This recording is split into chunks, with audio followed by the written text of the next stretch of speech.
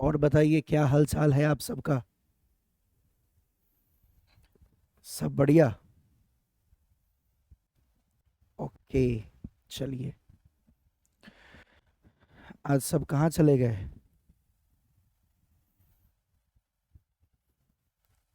अभी तक सभी कनेक्ट नहीं हुए हैं। सब लगता है एब्सेंट करने वाले हैं क्या।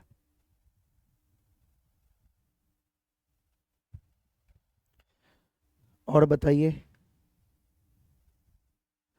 जो क्वेश्चन मैंने प्रैक्टिस करवाए थे वो सारे क्वेश्चन आप सबने किए। जो मैं आपको न्यूमेरिकल्स करवाता हूँ उसको घर पे प्रैक्टिस करना है, खुद से करके देखना है, आपसे खुद बनना चाहिए। और जितना भी मैं प्रूफ करके दिखाता हूँ किसी भी फॉर्मूला को, वो सारे प्रूफ भी आपको करके देखने हैं खुद से, कि नहीं।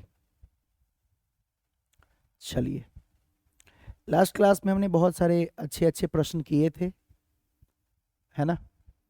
और आज हम लोग न्यू टॉपिक पढ़ते हैं, फिर बाकी के क्वेश्चन किए जाएंगे बाद में।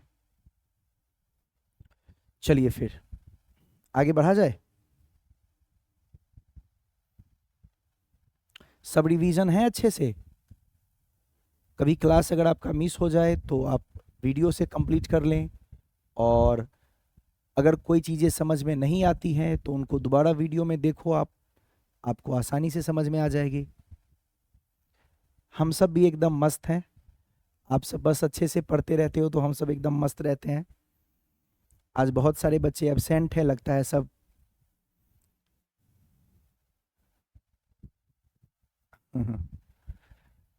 चलिए, आ जाइए फिर। एक छोटा सा कंसेप्ट जो पिछले क्लास में मैंने बताया था कि हम लोग ये पढ़ने वाले हैं, उसको थोड़ा सा मैं डिस्क्राइब करता हूँ, और फिर इसके बाद जो है इस पर कुछ छोटे मोटे प्रश्न करेंगे। और फिर हम लोग आज पढ़ेंगे बहुभुज नियम, सदिश के योग का बहुभुज नियम। ठीक है, बस इसके बाद आपका त्रिभुज नियम हो ही गया था, समांतर चतुर्भुज नियम भी आपने पढ़ लिया। आज पढ़ेंगे बहुभुज नियम। बहुभुज आपने सुना है पहले। बहुभुज, बहुत सारी भुजाएं जो होती है, पॉलीगन कहते हैं उसको इंग्लिश में। जैसे त्रिभुज नियम में ट्रायंगल लॉ, आपने दो सदिश लिया था और एक परिणामी सदिश मिलके तीन भुजा बना लिया था। उसी प्रकार से समांतर चतुर्भुज में एक समांतर चतुर्भुज के आकार में बन गया था आपका जो भी आकृति था। उसी प्रकार से बहुभुज में क्या होगा, जिसमें दो से अधिक भुजाएं होती है ना, दो से अधिक सदिशों को जब एक साथ जोड़ेंगे आप, तो बहुभुज नियम को हम इस्तेमाल करेंगे।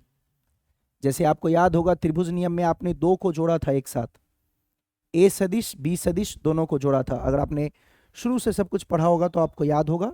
समांतर चतुर्भुज में भी हमने दो को ही जोड़ा था, तो मैंने कहा भी था कि त्रिभुज और समांतर चतुर्भुज दोनों बेटा एक जैसा है, कि नहीं। और अभी जो हम लोग पढ़ने वाले हैं बहुभुज नियम, उसमें हम लोग क्या करने वाले हैं, दो से अधिक सदिशों को जोड़ना सीखेंगे। और फिर इसके बाद मैं आपको पढ़ाऊंगा विश्लेषण विधि। तो विश्लेषण विधि में भी हम लोग यही सब सीखेंगे, जब बहुत सारे सदिश हो तो कैसे जोड़ते हैं, उसमें क्या क्या होता है। तो बहुत आसान है। चलिए आते हैं, थोड़ा सा कंसेप्ट सीखते हैं फिर आगे बढ़ेंगे। हमने कहा था आपको पिछले क्लास में कि हम पढ़ने वाले हैं सदिश के योग का अधिकतम एवं न्यूनतम मान। आप सभी जानते हैं अधिकतम का मतलब सबसे बड़ा, और न्यूनतम का मतलब सबसे छोटा। जब दो सदिशों को आप जोड़ते हैं तो सबसे बड़ा मान क्या हो सकता है और सबसे छोटा मान क्या हो सकता है, इस पर आज हम लोग चर्चा करेंगे। ठीक है, तो सबसे पहले जब आप सदिश को जोड़ते हैं, मान लीजिए कोई सदिश है जिसको जोड़ेंगे, वो सदिश है अपना ए वेक्टर, दूसरा है अपना बी वेक्टर, दोनों को आपने जोड़ा तो ये मेरा हो गया आर वेक्टर। आर मतलब रिजल्टेंट वेक्टर, रिजल्टेंट वेक्टर का मतलब परिणामी सदिश ना। ए सदिश आपका पहला सदिश है, बी सदिश आपका दूसरा सदिश है, और दोनों को जब आपने जोड़ दिया तो उसका जो रिजल्ट निकला उसको हम लोग बोलते हैं परिणामी सदिश, रिजल्टेंट वेक्टर, है ना। रिजल्ट जो होता है ना परिणाम, तो वही परिणामी सदिश। ठीक है, जब आप दो सदिश को जोड़ते हैं तो उसका सबसे अधिकतम, सबसे बड़ा मान, हम बात कर रहे हैं किसका बेटा, मान का। मान का मतलब उसका परिमाण, यस और नो। परिमाण आप लोग को याद है ना, मान निकालने का मतलब परिमाण, कभी मैं बोलूं मान तो आपको समझ जाना है कि उसका परिमाण, ठीक है। तो हम इसका परिमाण कैसे निकालेंगे या मान कैसे निकालेंगे? तो आपको याद होगा मान निकालने के लिए आप लोग यूज करते थे r बराबर रूट अंडर ए square plus B square plus 2ab और फिर cos थीटा। कोई दिक्कत होगा तो मुझे बताइएगा और ध्यान से देखते चलिए। जब सदिश को आप जोड़ते हैं तो उसका परिमाण कैसे निकालते हैं?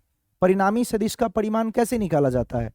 इस फॉर्मूला से, r बराबर रूट अंडर ए square plus B square plus 2ab cos theta.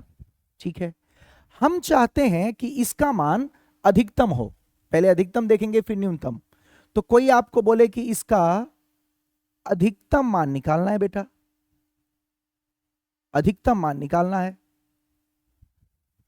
तो अधिकतम मान निकालने के लिए आप मुझे बताओ इसमें कौन सा ऐसा चीज है जिसका मान हम चाहते हैं कि r का मान अधिकतम हो। अधिकतम का मतलब क्या होता है? मैक्सिमम, मैक्स, यस और नो। तो अगर आप चाहते हैं अधिकतम का सबसे मैक्सिमम मान निकालना, तो इसको मैक्सिमम करने के लिए r का सबसे बड़ा मान तभी निकलेगा जब आपके cos थीटा का मान सबसे बड़ा हो। मैक्स मतलब मैक्सिमम, है ना। तो सबसे बड़ा मान अगर आपको निकालना है, उसका मैक्स वैल्यू निकालना है, तो ये तभी संभव है। ए और बी तो फिक्स है, ए का मान दिया जाएगा, बी का मान दिया जाएगा, फिक्स है। सदिश में आपको मैंने क्या कहा था? सदिश को जोड़ने पर जो अलग अलग मान निकलती है, ये सारा खेल किसका है? इस cos थीटा का। यानी अलग अलग कोण पे अलग अलग थीटा के लिए जो हमारा इसका अधिकतम मान है, अधिकतम मान क्या कह दो, अगर हमारा जो परिणामी सदिश है उसका परिमाण अलग अलग होगा, अलग अलग कोण, तो अलग अलग कोण पे cos थीटा का अलग अलग मान पे जब आप जोड़ेंगे तो r का अलग अलग वैल्यू आएगा। तो r का सबसे बड़ा वैल्यू किस कोण पे आएगा, कब आएगा? तो सिंपल, ये मैक्स तब होगा जब आप cos थीटा का सबसे बड़ा मान लेंगे। और याद करो मैंने आपको बताया था cos थीटा का सबसे बड़ा मान कितना होता है? 1। सर हम 10, 20, 25 नहीं ले सकते हैं? अरे cos थीटा का मान सबसे बड़ा 1 ही होता है, 1 से बड़ा होता ही नहीं है, तो आप लेंगे कैसे? यानी cos थीटा का सबसे बड़ा मान आपको लेना है 1। ये देखिए cos थीटा का जो मैक्सिमम वैल्यू है वो 1 है। ऐसा कब होता है? ऐसा होता है जब थीटा का वैल्यू कितना हो जाए? ऐसा तब होता है जब थीटा का वैल्यू 0 डिग्री होता है। आप सुने होंगे cos 0 का मान 1, cos का सबसे बड़ा मान 1 ही है। कभी गलती से मत बोलना कि सर 10 ले लें, अरे अपने मन से थोड़ी ले सकते हैं जब उसका मैक्सिमम वैल्यू ही 1 होता है। अब इसी को बैठा दीजिए, अगर आपने यहां पर cos थीटा का वैल्यू 0 बैठा दिया तो वो cos 0 का मान 1 बना देगा, क्योंकि थीटा का मान जब 0 होता है तो cos 0 1 होती है। यही सबसे बड़ा मान होता है cos का, और जब cos का सबसे बड़ा मान होगा बेटा, उसी वक्त मेरा r का भी सबसे बड़ा मान होगा। यानी अब मैं लिखूंगा r मैक्स, ये हो जाएगा रूट अंडर ए square plus B square plus 2ab, और ये हो जाएगा cos 0 डिग्री। यानी जब आप इसको सॉल्व करेंगे भाई मेरे, तो ये आ जाएगा a square plus B square plus 2ab। cos 0 तो 1 होता है। सर 0 क्यों लिया आपने? क्योंकि अधिकतम मान cos का 0 डिग्री पर होता है, जिसका वैल्यू है 1। जब इसको आप सॉल्व करेंगे तो ये हो जाएगा रूट अंडर, ये हो गया a प्लस बी का होल स्क्वायर। यही r का कैसा वैल्यू है? यही r का मैक्स वैल्यू है। तो जब आप इसको रूट से बाहर निकालेंगे तो क्या बन जाएगा? ये बन जाएगा r मैक्स बराबर, रूट से जैसे ही बाहर निकलेंगे तो क्या निकला? ये a प्लस बी। ये हम पहले भी आपको बताए थे। 0 डिग्री के कोण पर सबसे बड़ा वैल्यू निकल के आता है, और उस बड़े वैल्यू का जो मान है, r का जो मैक्सिमम वैल्यू होता है, वो होता है a प्लस बी। क्योंकि जब आपने इसको 1 रखा तो ये a प्लस बी के होल स्क्वायर में टूट गया, और a प्लस बी के होल स्क्वायर में टूटा तो ये बना a प्लस बी। यस और नो? ओके, तो फिर से रिपीट कर रहा हूं, दो सदिशों के योग का सबसे बड़ा मान यानी सबसे मैक्सिमम वैल्यू कब होता है? 0 डिग्री पे। कितना होता है? a plus B. 0 डिग्री पर ही क्यों होता है? क्योंकि बेटा cos 0 का वैल्यू 1 है, और cos का सबसे बड़ा मान 1 ही होता है। और पूरा का पूरा सदिश के योग का जो परिमाण है वो निर्भर करता है थीटा पर, कोण पर। कोण अलग अलग होगा तो कॉस थीटा का मान अलग अलग होगा, और कॉस थीटा ही ये निर्धारित करेगा, कॉस थीटा ही ये डिसाइड करेगा कि बड़ा मान कब निकलना है, छोटा मान कब निकलना है। तो कॉस का सबसे बड़ा मान 1 है, वो 0 डिग्री पर होता है, इसलिए 0 डिग्री पर सबसे बड़ा मान सदिश के योग का आएगा और वो होगा a प्लस बी। पहले से आप सब जानते हैं, तो ये मेरी बस एक जिम्मेदारी थी, मैंने आपको बता दिया। उसी प्रकार से कोई आपसे पूछे इसका न्यूनतम मान, न्यूनतम, न्यूनतम का मतलब होता है मिनिमम, मिन शॉर्ट फॉर्म। तो मिनिमम वैल्यू अगर आपसे कोई पूछेगा तो मिनिमम वैल्यू कैसे निकालोगे, बता सकते हो? मीन वैल्यू, यानी न्यूनतम का मतलब है आपको निकालना है आर मीन। फिर से वही कहानी, सदिश के योग का निकालना है तो सदिश का योग तो आप जानते हैं ए वेक्टर प्लस बी वेक्टर होता है, लेकिन जब आपको न्यूनतम निकालना है तो आपको समझना पड़ेगा न्यूनतम मान कॉस थीटा का कितना। सर न्यूनतम मान कॉस का कितना होता है पता है आपको? -1। बहुत सारे बच्चों का जवाब रहता है सर 0। बेटा कॉस का सबसे छोटा मान -1, जो कि 0 से भी छोटा है। सर -1 ले रहे हैं तो -20 ले लीजिए और छोटा होगा। अरे अपने मन से थोड़ी ले रहे हैं, कॉस -1 से छोटा नहीं होता है, वो -1 ही उसका आखिरी सबसे छोटा मान है। ऐसा कब होता है? ऐसा तब होता है जब थीटा का मान हो 180 डिग्री। यानी जब मुझे निकालना होगा आर का मिनिमम वैल्यू तो मैं लिखूंगा आर मीन, और मेरा फॉर्मूला बन जाएगा बेटा a square plus B square plus 2ab, और मिनिमम निकालना है तो ये 180 डिग्री पर होगा। 180 पर ही क्यों? अरे क्योंकि 180 पर ही सबसे छोटा मान होता है। ये मैं अपने मन से नहीं कह रहा हूं, ये गणित कहता है। तो ये बन जाएगा a square plus B square, cos 180 का मान होता है -1, तो यहां पे हो जाएगा प्लस 2ab और साथ में -1। -1 को मल्टीप्लाई करेंगे भाई मेरे, तो ये निकल के आएगा ए स्क्वायर प्लस बी स्क्वायर, ये माइनस यहां हो गया -2ab। और ज्यादा आप इसको रूट से बाहर निकालेंगे तो ये a माइनस बी का होल स्क्वायर है, और a माइनस बी के होल स्क्वायर को रूट से बाहर निकालेंगे तो ये होगा a माइनस बी, और यही होगा सबसे मिनिमम वैल्यू आपके सदिश के योग का। सर ये तो घटाव है, तो आप सदिश का योग क्यों कह रहे हैं? अरे सदिश के योग का ये सबसे छोटा मान है जो a माइनस बी है, ये सदिश का घटाव नहीं किया मैंने, ये सदिश का योग ही है। बस यहां पर 180 पे ये सबसे छोटा मान निकला है जो a माइनस बी के बराबर होगा। तो दुनिया में सबसे बड़ा मान दो सदिश के योग का a प्लस बी, और सबसे छोटा मान दो सदिश के योग का a माइनस बी। सबसे बड़ा मान होगा 0 डिग्री पे, क्योंकि सबसे बड़ा मान 0 डिग्री पर ही कॉस बनाता है 1, और सबसे छोटा मान होगा 180 डिग्री पे, क्योंकि सबसे छोटा मान कॉस बनाता है 180 पे -1। क्या ये चीजें आपको पहले भी थोड़ी थोड़ी बताई गई है? तो आंसर है यस। आप सब लेट हो जाते हैं, तो जो भी बच्चे लेट ज्वाइन किए हैं कृपया आप सब जल्दी ज्वाइन किया कीजिए। आप 15 में रेडी रहो, ओके? 1-2-4-5 मिनट आगे पीछे मुझे हो भी सकता है, बट आप एकदम 15 में रेडी रहिए। जैसे ही लाइव दिखे जस्ट क्लिक, ओके? हाँ जी काजल, चलिए, तो बिल्कुल टाइम पे रहना है, नहीं तो आपका छूट जाएगा तो मुझे कोई दिक्कत नहीं, आपका छूट जाएगा तो आपको समझने में दिक्कत आ सकती है। अभी तो पुराना कंसेप्ट है तो दिक्कत नहीं आएगा, बट नया कंसेप्ट हो तो दिक्कत आ जाए, तो लेट क्यों करना, ओके? तो आप 15 में रेडी रहा करो, 2-4-5 मिनट में मैं आ जाऊंगा। जनरली मैं 15 तक हो ही जाता हूँ, बट कभी अगर हो जाए लेट, मे बी कभी बाई चांस किसी कारणवश, तो बस 2-4-5 मिनट आप पहले रह जाए कीजिए।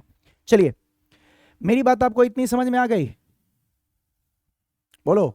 तो मिनिमम वैल्यू जब निकालते हैं, यानी न्यूनतम मान जब निकालते हैं, तब क्या करते हैं? 180 डिग्री लेते हैं, और जब मैक्सिमम निकालते हैं तब क्या करते हैं? 0 लेते हैं। तो एक होता है मिनिमम और एक होता है मैक्सिमम, हाँ या ना? तो इजी है।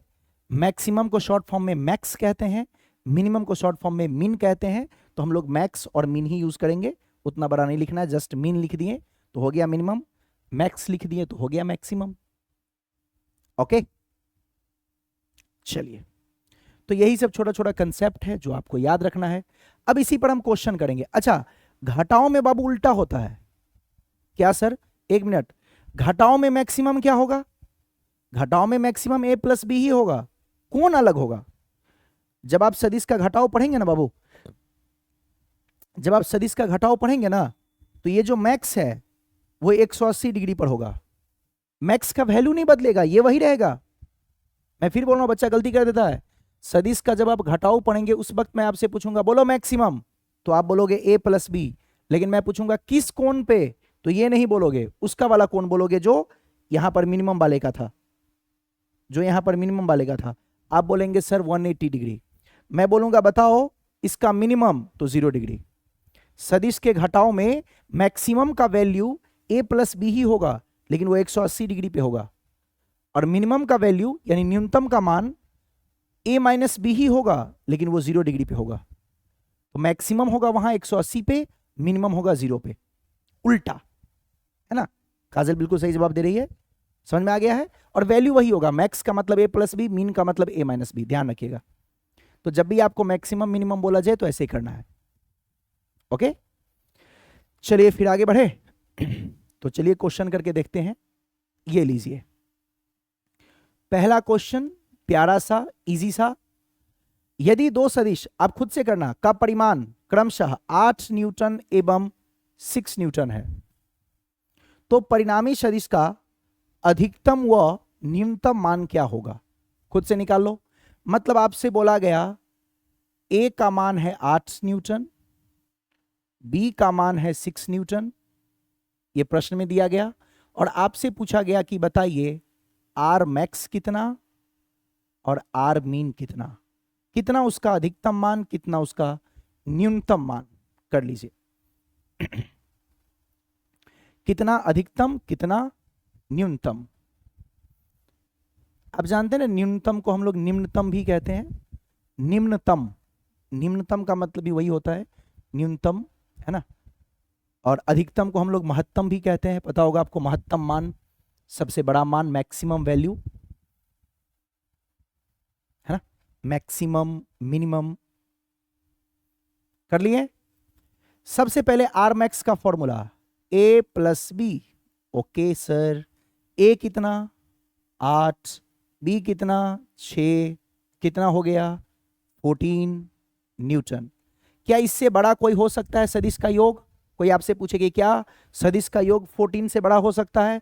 उसको बोलना नो, नेवर। सबसे बड़ा मान 14 है, यानी अब सदिश का जो भी आंसर आएगा वो 14 से नीचे ही रहेगा, 14 से ऊपर कभी नहीं आएगा इस प्रश्न के लिए। सबसे बड़ा मान ही 14 है। सबसे बड़ा का मतलब क्या हो गया? इससे बड़ा अब कोई नहीं। मिनिमम a माइनस बी, जो भी है, कितना है 8 माइनस 6, कितना आ गया? ये आ गया 2 न्यूटन। अच्छा एक बात मुझे बताओ, एक छोटा सा बात बताता हूं, अगर उल्टा होता, a होता 6 और 8 a होता 6 और b होता 8, तो आप लिखते 6 माइनस 8, तो आपका -2 आ जाता। तो -2 में -2 आप आंसर नहीं लेते, उसका मॉड लेते, आंसर 2 ही होता। ठीक है, वहां गलती मत कीजिएगा। मान लीजिए कोई आंसर आपने निकाला, उसमें माइनस आ गया -5, तो -5 नहीं, आपको सिर्फ उसका मान देखेंगे, 5 ही लिखेंगे। ओके बच्चों, तो वहां पे गलती नहीं कीजिएगा। कई बार होगा, मान लीजिए ये बड़ा होता, ये होता 6 8, तो -2 होता, तो आपको -2 नहीं लिखना है, 2 ही लिखना है ना। उसका मान जब भी लेते हैं तो उसका मॉड लेते हैं। मॉड समझते हैं आप लोग? मॉड का अर्थ जानते हैं? जैसे कहीं पर 5 है तो 5 का मॉड कितना होगा? 5 ही होगा। लेकिन कहीं पर लिखा हो -4 का मॉड, इसका मतलब हो गया 4। मॉड का मतलब होता है कि माइनस भी हो तब भी आपको प्लस ही लेना है, जानते हैं? इस लाइन को मॉड कहते हैं, ऐसे ऐसे जो होता है इसको मॉड पढ़ते हैं, है ना, मॉड कहते हैं। तो मॉड का मतलब होता है कि ऋणात्मक भी हो तब भी आपको धनात्मक ही लेना है। मैथ में थोड़ा बहुत सुने होंगे, और नहीं सुने तो जान लीजिए। कहीं पर मैं लिखूंगा -2 का मॉड, इसका मतलब ये कह रहा है कि आपको 2 ही लेना है। तो यहां पर अगर कभी माइनस भी आएगा बेटा तो आपको प्लस में ही लेना है, ठीक है। ये गलती मत कीजिएगा, अगर ये -2 आता तब भी आप 2 ही लेते, ये मेरे कहने का मतलब है। ओके, हर एक छोटी बातें मैं आपके साथ डिस्कस करता हूं ताकि आपको दिक्कत ना आए, कंसेप्ट क्लियर रहे। चलिए, कर लिए सब लोग? बहुत इजी था, बच्चा टाइप का क्वेश्चन था, इसमें कुछ था ही नहीं। नेक्स्ट क्वेश्चन, दो सदिशों के परिणामी सदिश का अधिकतम एवं न्यूनतम मान 12 न्यूटन एवं 8 न्यूटन है। लो, दे दिया मजेदार क्वेश्चन।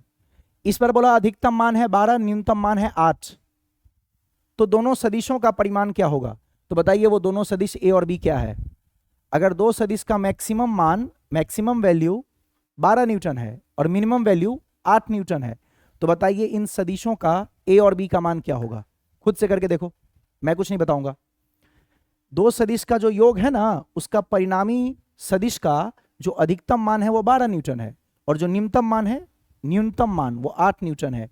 तो बताइए वो दोनों सदिश कितना कितना होगा? मतलब वो आपसे पूछ रहा है ए का मान कितना होगा, बी का मान कितना होगा, बताइए, निकालिए खुद से। 2 मिनट का वक्त है आपके पास, जल्दी रफ्तार में।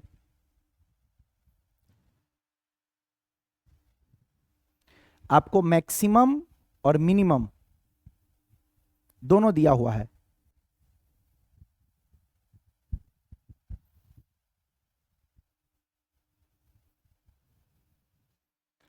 अरे आपको मैक्सिमम और मिनिमम दोनों वैल्यू दे दिया है। दो सदिशों के परिणामी सदिश का अधिकतम व न्यूनतम मान क्रमशः 12 न्यूटन 8 न्यूटन है। मैक्सिमम का मतलब आपको ये दिया हुआ है बेटा, आर मैक्स 12 न्यूटन दिया है।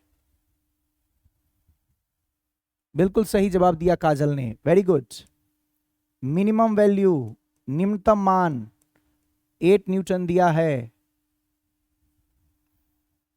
मैक्स दिया है, मीन दिया है, और आपसे पूछा है कि बताइए वो दोनों सदिश कौन सा होगा, ए और बी क्या होगा? क्या करेंगे? जो जानते हैं फॉर्मूला वही लगाएंगे। लिखेंगे आर मैक्स बराबर A plus B. R max है 12, तो हो गया 12 बराबर ए प्लस बी। पहला इक्वेशन बन गया। फिर दूसरा क्या है? आर मिनिमम बराबर A minus B. R minimum कितना है? 8 equal to A minus B. ये इक्वेशन 2 बन गया। दोनों को सॉल्व कर दीजिए। जब दोनों को सॉल्व करेंगे तो क्या हो जाएगा? ये हो जाएगा a प्लस बी बराबर 12 और a माइनस बी बराबर 8। दोनों को सॉल्व कर दीजिए, है ना? दोनों को सॉल्व कर लेंगे तो क्या लिख देंगे? समीकरण 1 एवं 2 से, 2 हमने ऐसा वाला लिखा है। कर लो दोनों को सॉल्व। जब दोनों को सॉल्व करेंगे तो ये प्लस ये माइनस कट गया। a प्लस ए कितना हो गया? 2a बराबर हो गया 12 एंड 8 मिलके बन गया 20। तो a कितना आ गया? 20/2 यानी 10 न्यूटन। और a का वैल्यू 10 रखो किसी भी एक में। 12 बराबर आपने पढ़ा था a प्लस बी, तो 12 बराबर a के जगह रख दो 10, b के जगह छोड़ दो b। इसको इधर ले आओ, 12 माइनस 10 बराबर b। तो बेटा यहां से b कितना निकल गया? 2 न्यूटन। a का मान 10, b का मान 2। रोशनी ने भी बिल्कुल सही बताया, पल्लवी ने भी बिल्कुल सही बताया। Well done, superb. इसका मतलब आप लोग सीख रहे हैं। यस और नो? तो ऐसे क्वेश्चंस भी आते हैं मैक्सिमम मिनिमम निकालने वाले। कर लेंगे क्विकली? चलिए, बहुत अच्छा, आप लोग का रिस्पॉन्स काफी अच्छा था। अगला क्वेश्चन कीजिए। यदि दो सदिशों के परिणामी सदिश का अधिकतम व न्यूनतम मान 17 न्यूटन एवं 7 न्यूटन है, सेम क्वेश्चन है, 17 और 7 है, तो यदि ये दो सदिश एक दूसरे पर लंबवत हो तो परिणामी सदिश क्या होगा? करो अब। बोल रहा है अधिकतम मान और न्यूनतम मान 17 और 7 है, तो लंबवत होता तब क्या होता? बहुत अच्छा क्वेश्चन है, इंपॉर्टेंट लगा लीजिएगा। बहुत टफ तो नहीं कहेंगे, बट यस, गुड क्वेश्चन है। करो। दो सदिश आपको दिया गया है, दो सदिश नहीं दिया गया है, सॉरी, दो सदिश का परिणामी सदिश दिया गया है जिसका अधिकतम मान है 17 और 7, यानी परिणामी सदिश का अधिकतम मान 17 और न्यूनतम मान 7 है। तो आपसे पूछा है कि बताइए अगर ये दोनों सदिश लंबवत होता तो मान क्या होता? अधिकतम 17, न्यूनतम 7, तो लंबवत के लिए क्या होता, ये आपको पूछ रहा है। बताओ। अधिकतम का मतलब आर मैक्स किसके बराबर? A plus B. फिर से वही कहानी, पहले ए और बी निकालो। 17 बराबर ए प्लस बी, पहला समीकरण। अधिकतम मान 17 है, न्यूनतम मान आर मिनिमम बराबर A minus B. R minimum 7 है तो 7 बराबर ए माइनस बी, ये समीकरण 2। दोनों को सॉल्व करो। समीकरण व एक एवं दूसरा से दोनों को सॉल्व कर दो। 17 बराबर ए प्लस बी, 7 बराबर ए माइनस बी, दोनों को करो हल, ये हो गया खत्म। ये दोनों कितना हो जाएगा 24 इक्वल टू कितना 2a। ए का वैल्यू कितना आ गया 12 न्यूटन। अब ए का मान रख दो दूसरे में। 17 बराबर ए प्लस बी था तो 17 बराबर ए है 12, बी को मैंने बी छोड़ दिया तो बी बराबर क्या हो गया 17 माइनस 12, यानी मेरे बच्चे इसका आंसर आ गया 5 न्यूटन। यस और नो? बिल्कुल सही जवाब। काजल ने आंसर भी निकाल दिया फाइनल, वेल डन। ए और बी निकल गया। अब क्या पूछा, ये नहीं पूछा था कि दोनों सदिश का मान बताइए, ये पूछा था कि दोनों सदिश अगर लंबवत होगा तब परिणामी सदिश क्या होगी। मतलब ए का मान है 12, बी का मान है 5, ये दोनों अगर एक दूसरे पे लंबवत हो तो क्या हो। तो लंबवत हो तो क्या करेंगे, तो क्या आपको लंबवत के लिए आर का सूत्र याद है?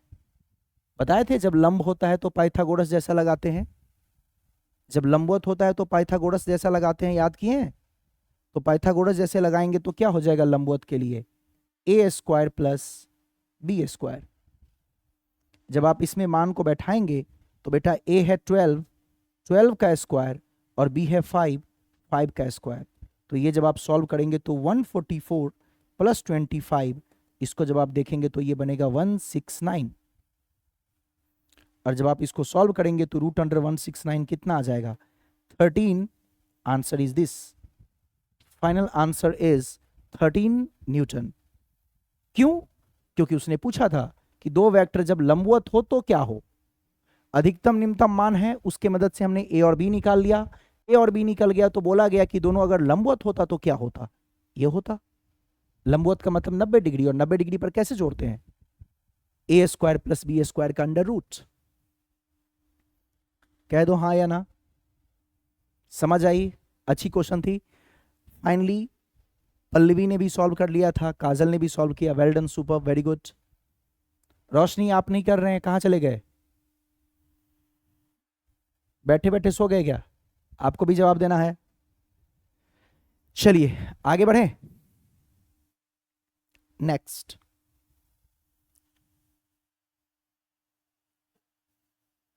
ये वाला क्वेश्चन देखो, बड़ा मस्त क्वेश्चन है। ओहो हो, एकदम इजी है और मस्त क्वेश्चन, एकदम ओरली जवाब देने वाला है, मजेदार। यहां देखिए, ए वेक्टर बराबर B vector plus C vector. पहले तो मुझे ये बताओ पल्लवी, काजल, दोनों बताओ, इसमें आर कौन है? लिखा है ए वेक्टर बराबर B vector plus C vector, तो उससे पहचानना है आपको कि इसमें आर कौन है। क्या ए मेरा आर है? क्वेश्चन में लिखा है बेटा ए वेक्टर बराबर B vector plus C vector. तो पहले इसमें आपको पहचानना है कि ये जो लिखा हुआ है इस फॉर्म में जब भी वेक्टर के रूप में लिखा रहे तो पहले ये पहचानने की कोशिश करो आर कौन है। ए है आर। जो फॉर्मूला आपने पढ़ा था ना, आर बराबर a square plus B square plus 2ab cos theta का अंडर रूट, उसमें ये आर है अपना। ये आर के जगह पे ए दिया हुआ है, मतलब ये आर वेक्टर है। तो इसका मतलब ये क्या लिखा हुआ है, इसको जरा उसके साथ कंपैरिजन करो जो आप पढ़ते हो। आर वेक्टर बराबर ए वेक्टर प्लस बी वेक्टर, वही लिखा हुआ है। आर वेक्टर बराबर ए वेक्टर प्लस बी वेक्टर। ए के जगह बी है, बी के जगह सी है और आर के जगह ए है। काजल ने जवाब भी दे दिया क्वेश्चन का, बहुत अच्छा। अगर ये है मेरा ए है आर, और क्या कह रहा है, ये वाला कंडीशन कह रहा है कि ए का जब मान निकाला। अच्छा, आप इन दोनों में फर्क समझते हैं? देखो तो कुछ बच्चे इसमें फर्क नहीं जानते होंगे, कुछ बच्चे क्या, बहुत सारे बच्चे नहीं जानते हैं। मुझे बताओ तो, जो ऊपर लिखा है वो और नीचे लिखा हुआ है दोनों सेम है क्या? जो ऊपर लिखा हुआ है वो और जो नीचे लिखा हुआ है वो दोनों सेम है? दोनों सेम नहीं है। देखने में आपको a बराबर b प्लस सी और a वेक्टर बराबर b vector plus C vector, लेकिन दोनों का बहुत अर्थ है। बिल्कुल सही जवाब काजल का आया, बहुत सही जवाब रोशनी का भी आया, पल्लवी का आया, सबका आंसर सही है। कह रहा है कि जो r है वो, जो r है ये r, वो इन दोनों को डायरेक्ट जोड़ने से आ गया है। तो डायरेक्ट जोड़ने से याद करो, r का मान डायरेक्ट a और b को जोड़ने से आ जाए तो ये r क्या होता है? मैक्स होता है। और ये मैक्स जब होता है उस वक्त कोण कितना होता है? 0 डिग्री। ये a जो है वो r है, r याद रखिएगा एक बात, दोनों बेटा बिल्कुल अलग है। ये वेक्टर है, a वेक्टर बराबर b vector plus c vector, और ये है कि b और c के मान को जोड़ा गया तो a निकल गया। दोनों में फर्क है। ये कह रहा है कि b और c के मान को जोड़ने से a के मान के बराबर हुआ, इसका ये अर्थ है। और वो कह रहा है कि a वेक्टर बराबर b vector plus c vector है। तो a वेक्टर बराबर b vector plus c vector का मतलब हो गया कि वेक्टर फॉर्म में जब b और c को जोड़ा गया तो उसका जो परिणामी सदिश है वो r यानी a बना। और कह रहा है कि जब मान को जोड़ा, b और c के मान को जोड़ा ना, तो वो a के मान के बराबर था। मतलब ये जो r है वो a और b के जोड़ के बराबर था। तो a और b को डायरेक्ट जोड़ने से अगर वो r के बराबर आ जाए, ऐसा किस कोण पर होता है? 0 डिग्री पर। पढ़े थे ना आप? तो ये देखो, a के जगह, a वेक्टर के जगह यहां r रखो, a वेक्टर का मान यानी ये a, b वेक्टर का मान यानी b, c वेक्टर का मान यानी c। तो अगर कभी ऐसा हो, जरा गौर करो, ऊपर लिख के दिखाता हूं, r वेक्टर बराबर a vector plus b vector. r का मान अगर a और b को डायरेक्ट जोड़ने से आ जाए तो ऐसा 0 डिग्री पर होता है। r मतलब a का मान डायरेक्ट b और c को जोड़ने से आ जाए तो ऐसा बेटा किस कोण पर होता है? 0 डिग्री पर होता है। सीधा आंसर। दोनों अलग होता है, इसका मतलब है कि इसमें वेक्टर लगा हुआ है। वेक्टर का मतलब है वेक्टर के योग के नियम का पालन हुआ है ना। और a बराबर b प्लस सी का मतलब होता है कि b और c के मान को जब सीधे जोड़ा गया तो वो a के बराबर हो गया। ये बोल रहा है कि मान को जोड़ा गया है, और ये बोल रहा है कि वेक्टर को यानी मान और दिशा दोनों को जोड़ा गया है। तो 0 डिग्री कब होता है? जब दो सदिश के मान को जोड़ने पर डायरेक्ट आपका परिणामी सदिश का मान आ जाए। तो परिणामी सदिश a है, उसका मान डायरेक्ट आ गया है b और c को जोड़ने पर, तो ऐसा तब होता है जब 0 डिग्री का कोण हो, है ना। तो बिल्कुल सही जवाब था आपका, तो वही आपको सोचना था यहाँ पे। नेक्स्ट वन, अच्छा क्वेश्चन है, बहुत बार कॉम्पिटिशन में पूछा है। a वेक्टर बराबर b vector plus c vector, जहां जो a है वो डायरेक्ट आ गया है b माइनस c से। a वेक्टर बराबर b vector plus c vector है कि नहीं? और डायरेक्ट ये निकल गया है, कैसे? डायरेक्ट निकल गया है, a को जब आपने जोड़ा तो ये आया है b माइनस सी, मतलब जो आपने परिणामी सदिश निकाला तो वो डायरेक्ट दोनों को घटाने से आया है, b और c को डायरेक्ट घटाने से निकल गया है। ऐसा किस कोण पर होता है? 180 डिग्री पर। कैसे हुआ सर? आपको मैं अभी अभी अधिकतम और न्यूनतम का प्रूफ करके दिखाया हूं, उसी से हुआ। यस और नो? ऐसे करते हैं, अरे कर लोगे? पूरा प्रूफ करके देखना है तो भी आप कर सकते हो, लिख सकते हो। इसमें r कौन है? a, तो r बराबर यानी a बराबर root under b a square plus c a square plus 2bc cos theta. फिर यहाँ a जिसके बराबर है वो बैठा दोगे, फिर उसको हल करोगे तो आ जाएगा। अगर किसी को लग रहा है कि नहीं मुझे पूरा करके दिखाइए सर, तो वो भी मैं दिखा देता हूँ। r बराबर आप क्या पढ़े हैं? रूट अंडर ए square b square 2ab cos theta. इसमें r कौन है? आप खुद से करके देखना, r कौन है इसमें? a, तो a बराबर क्या होगा? a बराबर होगा b square plus c square plus 2bc cos theta. मैं एक करके दिखा देता हूं, घटाओ बल आप खुद से करना अगर किसी को करने का मन है। कि नहीं पूरा मैथमेटिकली बताइए, मुझे नहीं याद रहता तो क्या करते? नहीं याद रहता तो यहां देखते, r के जगह है a, तो a का जो मान है उसका फॉर्मूला बना लेते। r का जो होता है, a के जगह होता b और b के जगह होता c, ऐसे फॉर्मूला बनाना आपको पहले भी मैंने सिखाया था। अब a का मान जो है वो यहां से रख लीजिए। a का मान कितना है? b प्लस सी, देखो a बराबर b प्लस सी, वो रख देते, और ये हो जाता root under b square plus c square plus 2bc cos theta. किसी को करने का मन है पूरा मैथमेटिकल मेथड से तो करो, दोनों तरफ स्क्वायर कर दो, दोनों तरफ वर्ग करने पर ये बन जाता B square plus c square ए प्लस बी के होल स्क्वायर में तोड़ दो, 2bc cos थीटा, सॉरी मैं cos थीटा क्यों लगा रहा हूं, 2bc B square plus c square plus 2bc, मतलब ए प्लस बी के होल स्क्वायर में तोड़ दो और इसको रूट को स्क्वायर करोगे तो रूट से बाहर निकल जाएगा, b square c square plus 2bc cos theta. ये और ये कटता, ये और ये कटता, क्या बन जाता, ये बच जाता 2bc बराबर 2bc cos थीटा, 2bc कटता, इधर बचता 1 बराबर cos थीटा। cos थीटा 1 कब होता है, जब थीटा का मान कितना डिग्री हो, 0 डिग्री। लो, किसी को लग रहा हो कि नहीं मुझे पूरा सॉल्व करके ही दिखाइए, मुझे नहीं याद है ये डायरेक्ट, नो प्रॉब्लम, फिर क्या करो, फिर क्या, सदिश का जो फॉर्मूला होता है वहां से कहानी शुरू करो। फॉर्मूला क्या होता है, आर बराबर रूट अंडर ए square b square 2ab cos theta, उसका मान का फॉर्मूला लिखो, तो आर के परिमाण का फॉर्मूला लिख दिया, इसमें आर कौन है, ए, और ए बी कौन है, बी और सी, उसी के हिसाब से फॉर्मूला बना लिया। अब ए का मान यहाँ पे दिया हुआ है, ए बराबर लिखा है बी प्लस सी, रख दिए बी प्लस सी, दोनों तरफ किए वर्ग, रूट से बाहर निकल गया, ये बी प्लस सी के होल स्क्वायर में टूट गया। जब इसको सॉल्व किए तो cos थीटा का मान 1 आया, किस कोण पे होता है, 0 डिग्री पे। सिंपल, अगर आपको करना है पूरे मेथड से तो कर लो, और याद है तो डायरेक्ट आंसर, दोनों आपके पास चॉइस है, जो आपको इजी लगे वो लगाइए। अगर आपको ये समझ में आ गई तो ये वाला आप खुद से कर लोगे, जल्दी से मुझे एक बार हाँ या ना में जवाब दे दो। ये वाला उसी मेथड से खुद से आप कर सकते हैं। आर बराबर, आर मतलब आर यहाँ पे ए होगा, ए बराबर root under b square plus c square plus 2bc cos theta, फिर ए के जगह पे लिखेंगे बी माइनस सी, दोनों तरफ स्क्वायर कर देंगे तो रूट से बाहर निकल जाएगा, फिर अपना कैंसिल वैंसिल करेंगे और वहां पे cos थीटा का मान -1 आएगा, कब होता है, 180 डिग्री पर। देख लीजिएगा करके, कर लेंगे। फॉर्मूला मैं लिख देता हूं, ए बराबर root under b square plus c square plus 2bc cos theta. अब ए का मान कितना है, बी माइनस सी, तो लिख दीजिए ए का मान बी माइनस सी लिख के b square plus c square plus 2bc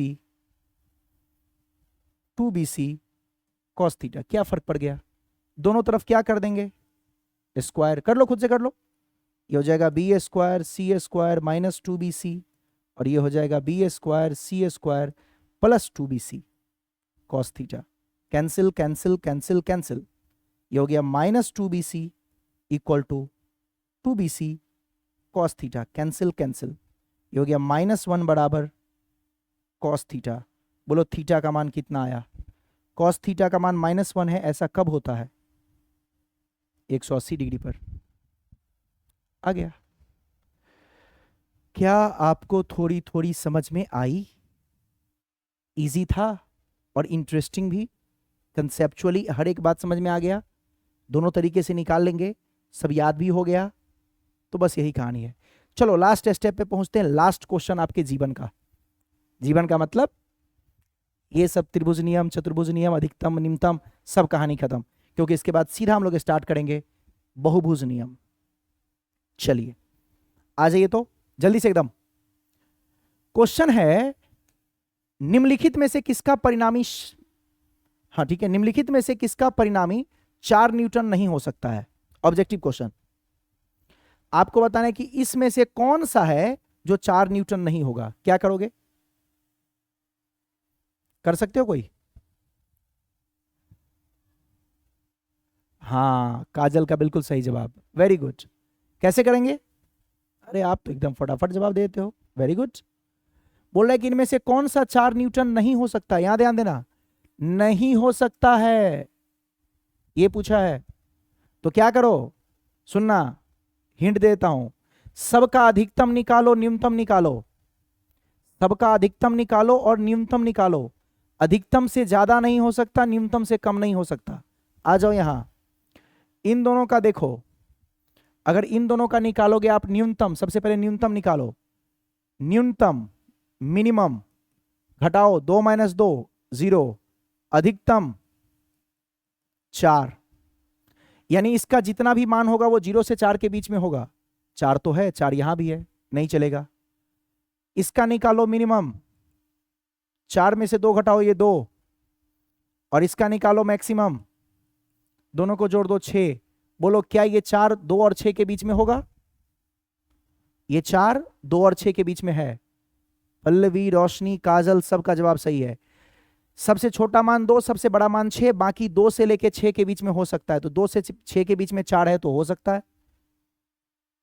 minimum यहां पर 4, मैक्सिमम यहां पर 8। ये 4 और 8 के बीच में होना चाहिए। 4 और 8 के बीच में जो भी होगा वो सब हो सकता है। 4 से छोटा नहीं होगा, 8 से बड़ा नहीं होगा, लेकिन मेरा 4 जो है वो इसी के बीच में है, 4 8 के बीच में ही है। मतलब 4 8 के बीच में हो या 4 8 को भी इंक्लूड कर सकते हैं, ले सकते हैं। तो ये 4 मेरा 4 से मैच कर गया। ये 2 और 6 के बीच में ही 4 आता है। 2 के बाद 3 4 5 6। इन 2 से छोटा नहीं होना चाहिए और 6 से बड़ा नहीं होना चाहिए, बीच में कुछ भी हो सकता है। यहां देखो, यहां मिनिमम 6, मैक्सिमम 10। यहां देखो 6 और 10 के बीच में होना चाहिए, कोई भी आंसर होगा 6 और 10 के बीच में। क्वेश्चन में तो 4 था, तो 6 से छोटा नहीं होना चाहिए, 10 से बड़ा नहीं होना चाहिए, लेकिन 4 तो 6 से छोटा है, इसका मतलब यह नहीं हो सकता है। करेक्ट आंसर कौन सा है? डी। कोई भी सदिश का योग मिनिमम से बड़ा होगा या मिनिमम के बराबर होगा, मैक्सिमम से छोटा होगा या मैक्सिमम के बराबर होगा। मैक्सिमम से ज्यादा नहीं होना चाहिए, मिनिमम से कम नहीं होना चाहिए। यानी छोटे वाले से कम नहीं होना चाहिए, बड़े वाले से ज्यादा नहीं होना चाहिए, उसके बीच में होना चाहिए। और मैक्सिमम मिनिमम जो निकल के आएगा वो भी हो सकता है। तो यहां पर जो आपका 4 है, 6 से, ये कहता है कि 6 से छोटा नहीं होना चाहिए, 10 से बड़ा नहीं होना चाहिए। तो जो आपका 4 है वो तो 6 से छोटा है, इसका मतलब ये वाला ऑप्शन नहीं होगा। ये 4 4 और 8 के बीच में ही है, मतलब 4 और 8 दोनों को इंक्लूड कर सकते हैं। तो 4 5 6 7 8 सब होगा, तो ये मैच कर गया उसमें। ये देखो 2 और 6 के बीच में, 2 और 6 के बीच में 4 है। इन दोनों के बीच में अगर ये नहीं है तो नहीं हो सकता है। 6 और 10 के बीच में 4 आएगा? नहीं आएगा, मतलब नहीं हो सकता है। 6 और 10 के बीच का सब हो सकता है, लेकिन 6 से छोटा नहीं होगा, 10 से बड़ा नहीं होगा। सीख गए? इसका बता दो लास्ट। किसी वस्तु पर कार्य करने वाले 10 न्यूटन और 5 न्यूटन के 2 बल हैं, तो परिणामी बल का परिमाण कौन सा नहीं हो सकता है? बोलो। 10 और 5 के लिए अगर निकालेंगे तो मैक्स कितना? पहले मीन निकालो। मीन कितना? 5 और मैक्स कितना? 15। यानी जो मेरा मान है वो 5 से लेके 15 तक होना चाहिए। 5 हो सकता है और उससे ऊपर आगे हो सकता है, कहां तक? 15 तक। 15 से ऊपर नहीं होगा, 5 से कम नहीं होगा। तो मुझे बताओ इसमें 5 और 15 के बीच में जो होगा वही आंसर होगा। 4 होगा? नहीं, क्योंकि वो 5 से कम है, 5 से कम नहीं चलेगा। 10 होगा? 10 होगा? क्या पूछा है? किसी वस्तु पर कार्य करने वाला 10 दोनों, कभी नहीं होगा। कभी नहीं होगा मतलब यही नहीं होगा, यानी इसका भी आंसर डी है। आपने निकाल लिया था क्या? अरे कौन सा मान कभी नहीं होगा? तो 5 से छोटा नहीं होगा होना चाहिए और 15 से बड़ा नहीं होना चाहिए। तो 5 से छोटा 4 है, यानी 4 कभी नहीं होगा। 5 और 15 के बीच में 10 है, हाँ ये तो होगा। इसने पूछा है कभी नहीं होगा, नहीं नहीं नहीं नहीं होना है।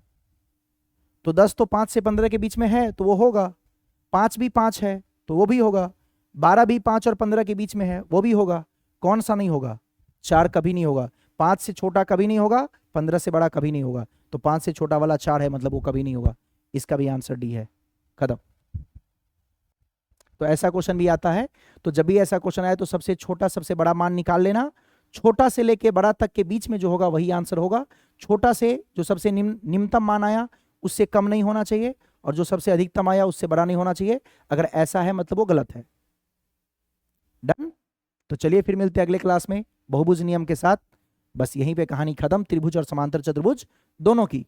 अब यहां से हम लोग स्टार्ट करेंगे बहुभुज नियम। एक क्लास लगेगा, उसमें कुछ ज्यादा क्वेश्चन नहीं करना होता है। 1-2 छोटा मोटा कंसेप्ट सिखाऊंगा, बहुभुज को खत्म करेंगे और फिर स्टार्ट करेंगे हम लोग सदिशों को घटक में तोड़ना और विश्लेषण विधि से सदिशों को जोड़ना। वो हमारा लास्ट होगा। और जैसे जोड़ आपने किया घटाओ बिल्कुल सेम होगा। तो घटाओ को हम लोग क्विकली रिवाइज करेंगे, क्विकली पढ़ेंगे। तो उसको क्विकली पढ़ने के लिए आप सदिश के योग को अच्छे से प्रैक्टिस कर लीजिएगा, खासकर त्रिभुज और समांतर चतुर्भुज विधि को। मिलते हैं फिर अगले क्लास में। Thank you, bye and take care.